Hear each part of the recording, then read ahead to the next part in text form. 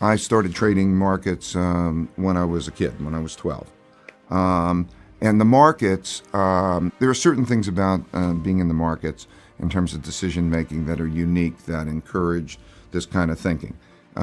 So first, because all of the consensus is already baked into the price, in order to be correct in the markets, in order to make money in the markets, you have to see something that the consensus doesn't see.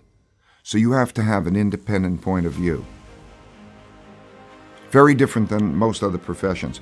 Most other professions, you can build on existing knowledge. You don't have to have a point of view. If you're a doctor and somebody breaks a leg or whatever, you can repair that leg.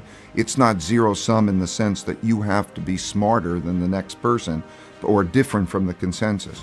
Now, in order to be different from the consensus, there's a high risk you're going to be wrong. So if you if I form that point of view and I'm wrong, the probability of being wrong I'm trying to reduce. And so by having other people stress test my thinking, it's very practical, right? So I say I work really hard to have this independent point of view, and then I bring that independent point of view out there and I say, shoot at it. How am I going to be wrong? And let's have that quality back and forth. And so that was just a practical approach. Find people who have alternative points of view and have quality conversations back and forth. Not to let them think for me, not for me to follow their point of view, but for me to understand the different perspectives, right? Very, very practical, because it increases my probability of being right and it reduces my probability of being wrong. And what I discovered in that process is that I was learning so much. So just imagine what a path it is, fantastic path, to think, let me go after the person who has got the opposite point of view, who's really smart, and let me have quality conversations, quality disagreement. So in my case, it was very much motivated by that.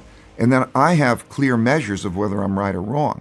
So there's a clear accountability. In other words, I can do whatever I want. It's my responsibility. If I made a purchase or a sale, I can measure on a day-to-day basis how good that process is.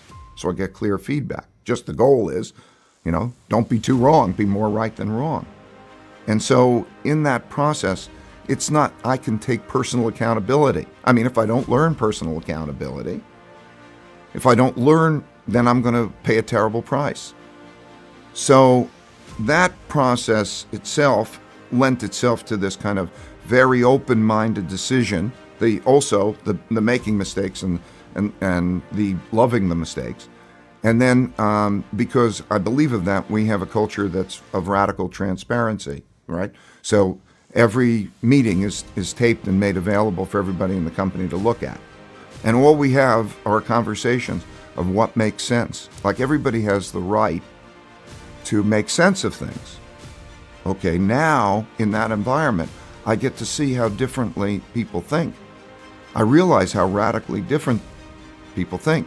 And so that was a curiosity to me. Because it's masked. You have no idea what's going on behind other people's eyeballs. They're in their heads. They all look a lot alike, but their brains work so differently. So that led me to brain science. In other words, so I was very, very interested in understanding literally how the brain works and the physiology of the brain. And and we have different physiologies. So what we think is just our interpretations are things like love. Love is physiological. There's a chemical in your brain, I forgot the name, it begins with an O, that is where love comes from. So this physiology, our brains are structured differently. And then when you start to realize that the brain is very much like the body. In other words, there are parts of that, your body, you can exercise and change certain parts of that. You have a certain body, and maybe you can get more muscular to a certain degree, and maybe you can't. And then there are parts of your brain, parts of your body that you can't change. You can't change your bone structure, right? That's just the reality of the brains, and that is what people are like.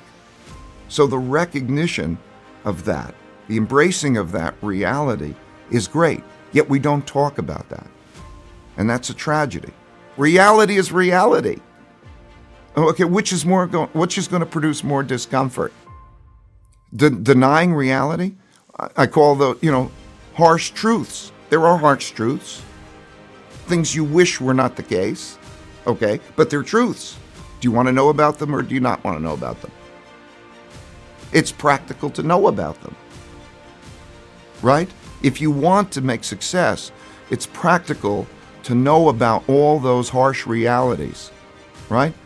Know about the harsh, and then deal with the harsh realities. The person who doesn't want to go there is not going to know the harsh realities, and they're not going to make progress. The person who loves to know what reality is, whatever it is going to know how to deal with reality in the best possible way, right?